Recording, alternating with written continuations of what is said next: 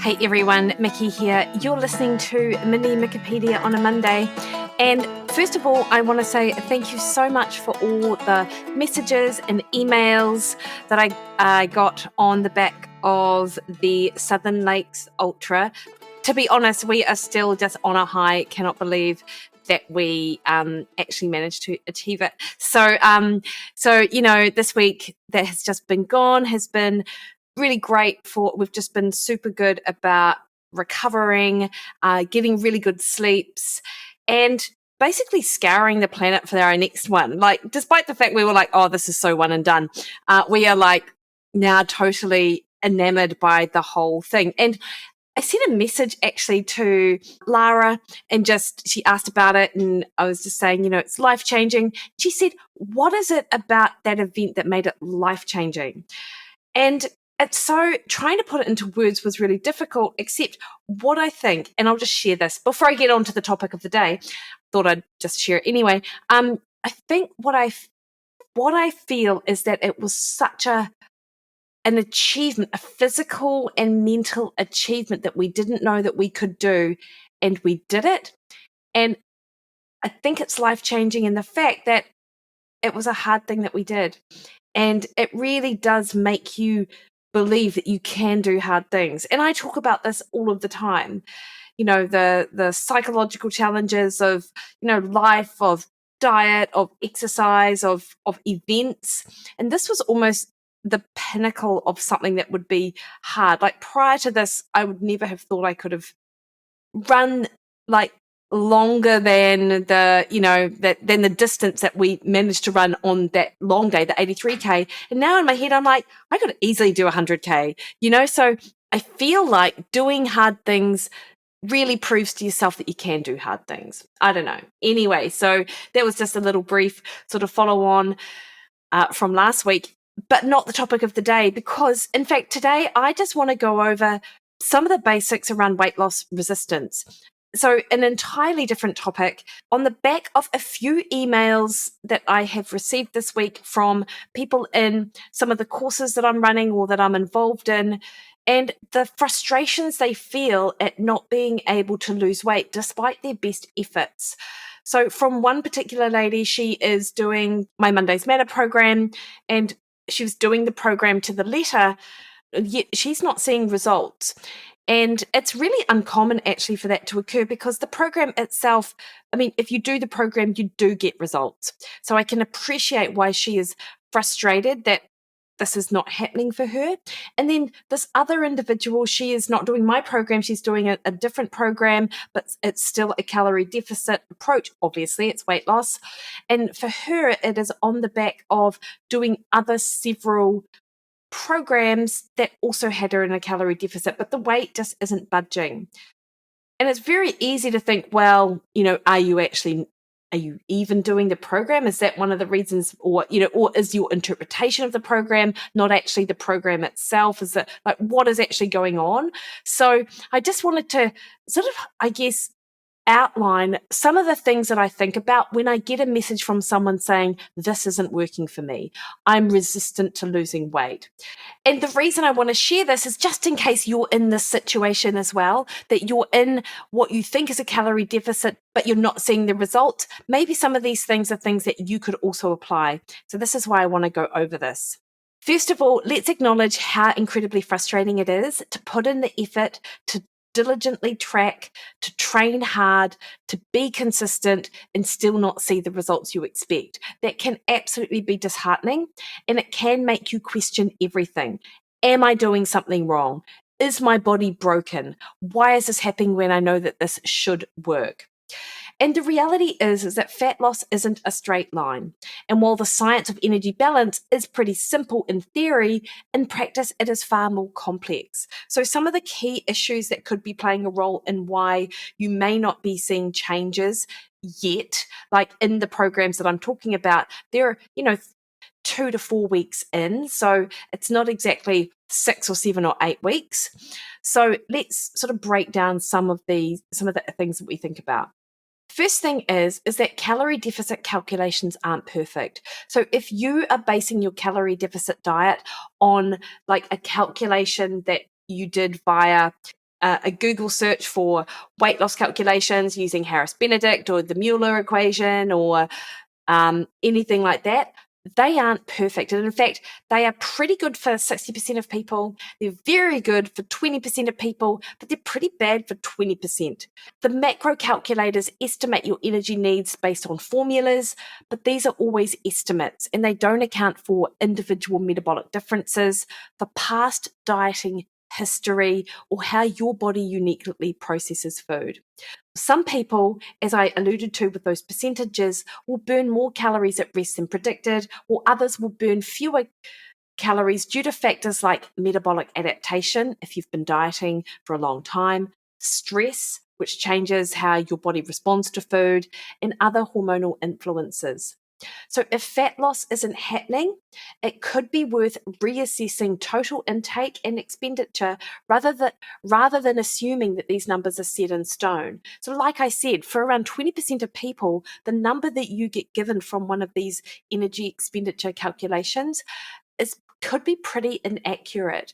And that's a hard message for people to sort of take on board, particularly if they feel like they're already at quite a low calorie intake, but actually you might need lower. And this is particularly if you are weighing all of your food and you're being very diligent about tracking everything. Of course, if you're not weighing your food, if you're using volumes for measures, like using half cup and tracking half cup rather than the actual weight of what's in the cup, then that is going to impact potentially on your progress as well, because that's nowhere near as accurate as what weighing is. However, if you are weighing and measuring and sticking to a particular number, yet you're not losing weight at that number, maybe that number is wrong. Also, don't forget that hidden calories add up. So when tracking, it's really easy just to focus on the big foods like the protein sources, your main meals, or larger snacks, or unintentionally overlooking small things that contribute to total intake. So some of these most common culprits are condiments like mustard, ketchup, salad dressings, hot sauce, and even certain seasonings that contain hidden sugars or oils. So while it might only be 10 to 30 calories per serve, they can add up significantly over time. And I think of things like Coffee Mate when I think of this. So if you look at Coffee Mate, it apparently only has about 15 calories per serve. But if you're someone that really glugs that awful stuff into your coffee, and you might have even like 4 or 5 serves at a time, that is going to significantly increase your calories. If you're not tracking that, then that over time can absolutely stall progress. Sugar-free products like gum, mints, while they're labeled as low calorie, some do contain sugar alcohols or trace amounts of carbs that will impact total intake if they're consumed frequently throughout the day. In the height of my gum addiction, I was consuming 14 pieces of extra chewing gum a day, which ever since I had that little light bulb moment and decided to stop eating gum, I literally have not had a single piece of gum since. And that was back in, I think, 2011. But that would have added significant calories to my overall day. So if you're doing things like sugar-free gum, even if you're having like low calorie yet not calorie-free drinks, so I'm not thinking diet sodas. Like diet sodas have very little other calories added. They're like 4 or 5 calories. But some of these lower sugar drinks, like some of the kombuchas, some of the Olipops, some of the other kefirs and things like that, if you're having 2 or 3 of these a day, they could be adding 150 calories. So do have a look at things like that. And don't forget cooking methods. If you're someone that glugs your olive oil over your vegetables and doesn't track it, that is going to make a difference, even if those vegetables are for 4 to 5 meals. If you're having a significant amount of that, then you add 4 tablespoons of oil, that's 400 calories. So that's an extra 100 calories per serve. If you're using spray oil and you're using it very small amounts, probably no major. But if you're using significant amounts in several meals per day, that is going to add up with regards to the cooking methods. And also have a think about portion creep. over time, what you think is a tablespoon of peanut butter or a handful of nuts or a serving of protein powder can actually be significantly more if you're not weighing and tracking properly using food scales. Even small underestimations can make a difference when repeated daily. So you can see that all of these little things over a course of a week can significantly add up. Also, have a think about the timeline. So, your body might still be adapting. If you've been under eating for a long period of time, or you've cycled through dieting phases in your past, your metabolism might just take longer to respond. The body is highly adaptive, and if it senses prolonged calorie restriction, it may reduce energy expenditure in ways that you don't even notice. Less movement throughout the day, reduced fidgeting, and even slight changes in body temperature that lead to fewer calories burned. This doesn't mean that fat loss is impossible, but it does mean that patience and consistency is key.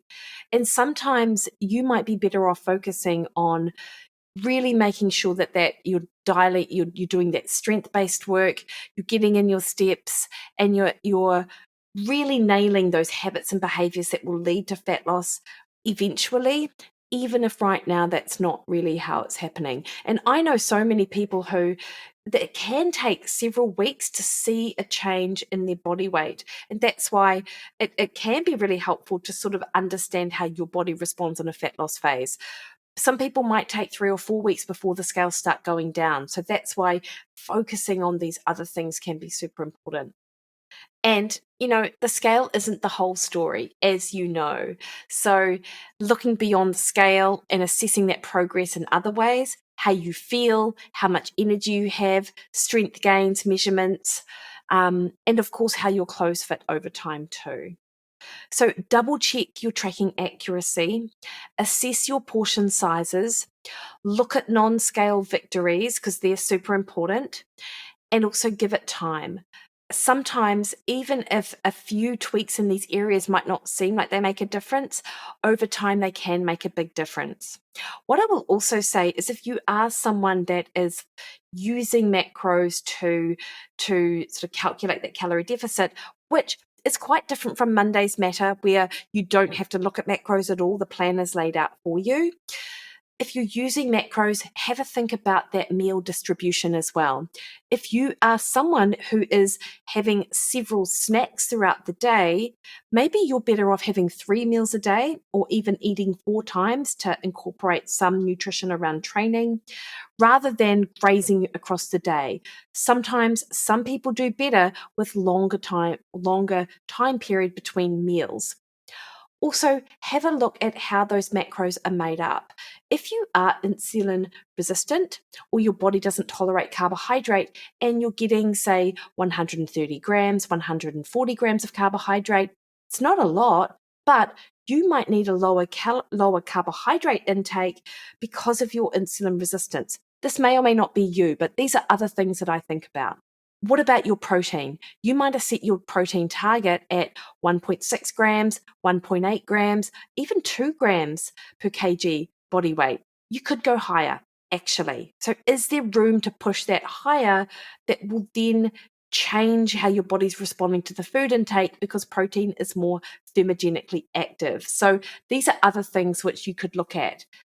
Think about your eating window. I don't think this is that important for a lot of people, but for some people, it could make a difference. Are you trying to squeeze all of your calories into like 6 hours and it's actually just overloading your body with food? Or are you completely stretched over 16 hours and actually you just need a period of time that's significantly longer than that where you're actually having no food? So, where can you tweak there?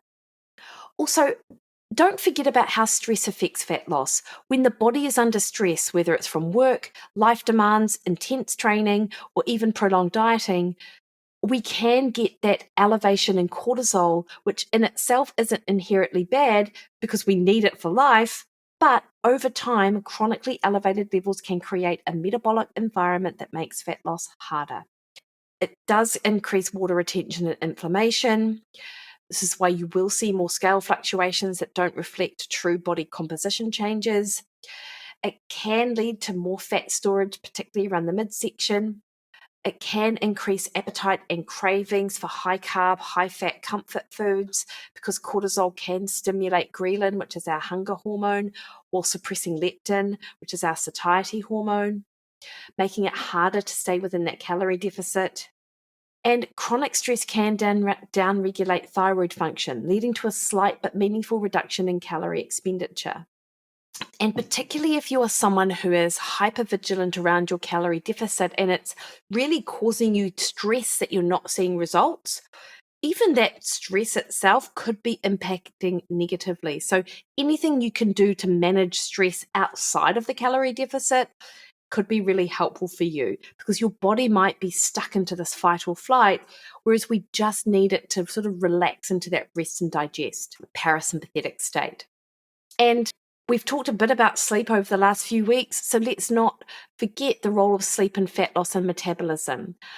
Consistent lack of sleep, anything under 6 hours a night, has been shown to reduce insulin sensitivity, increase hunger and cravings, slow recovery, and slow your ability to preserve muscle, and can increase cortisol.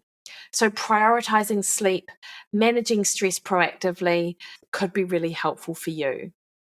Also, I did mention thyroid before too. So if you are doing everything perfectly and not seeing results, it could actually be worth you looking at blood biomarkers like your thyroid function beyond TSH, beyond that thyroid stimulating hormone. Get the T3 checked, get your T4 checked as well. Look at B12 because that can impact on energy metabolism. Look at your iron. Low iron impacts thyroid function. So look at not just ferritin, but look at a full iron panel to see if anything's amiss there, because these things will impact energy metabolism and your body's ability to shift body fat. The other thing I will mention is have a think about food sensitivities, because if you are ignoring a sensitivity to gluten or to dairy or anything like that, then that's going to change how your body responds to food. And you can rack up inflammatory pathways and an immune response that will change your ability to shift body fat and can suppress fat oxidation because of that inflammatory response.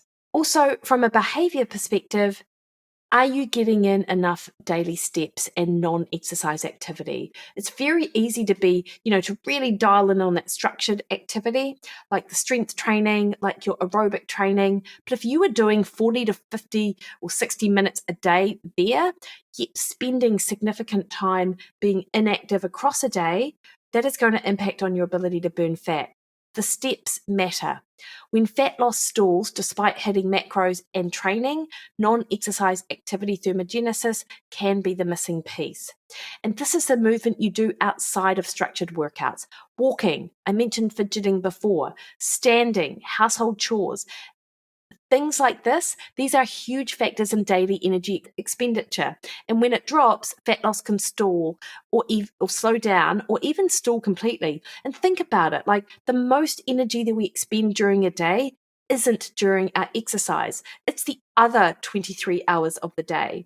So the more time you can spend in that sort of as a moving, where humans designed to move, the better your outcomes can be. It definitely accounts for more calories burned than exercise. NEAT can actually contribute up to 15 to 20%. It can decrease without you noticing, particularly when you're in a calorie deficit. Your body will unconsciously reduce movement to conserve energy. You might find yourself sitting more, fidgeting less, or opting out of short sort of bursts of movement without even realizing. So having a dedicated step goal can help get you out of that state. And higher step counts can correlate with better fat loss. Studies do show that individuals who maintain a higher step count, 8 to 12,000 steps per day, tend to have better fat loss. And look, I know your life might not lend itself to getting that, but have a look at where you're at now. Can you increase your steps by 10%? Can you do longer walks on days that you aren't working to get your average step count up? And you do not have to get to 20,000 steps a day or anything crazy like that. So if you're already doing considerable steps, this isn't an issue for you. If you're not, this could be a place that you could target.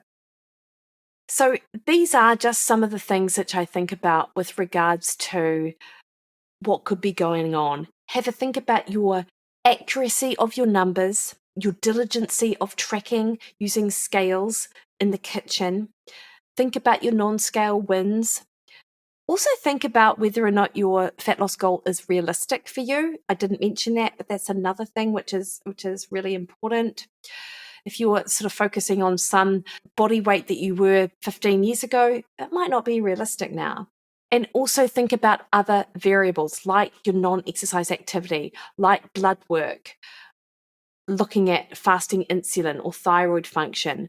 These things will all affect your fat loss and your body composition. So hopefully some of these ideas, if you're stuck in this situation, may give you some insights into why things aren't working the way that you expect, and give you some avenues to sort of go down. Oh yeah, the last thing I will say, and I've got so much I could say about this, but I did mean to also add, how often are you eating out? And then estimating what you're tracking, because that in itself can be a stall for some people.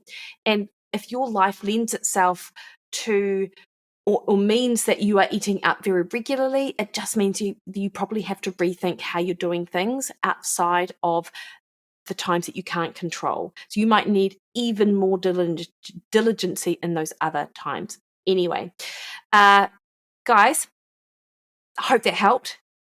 Hope you have a great week.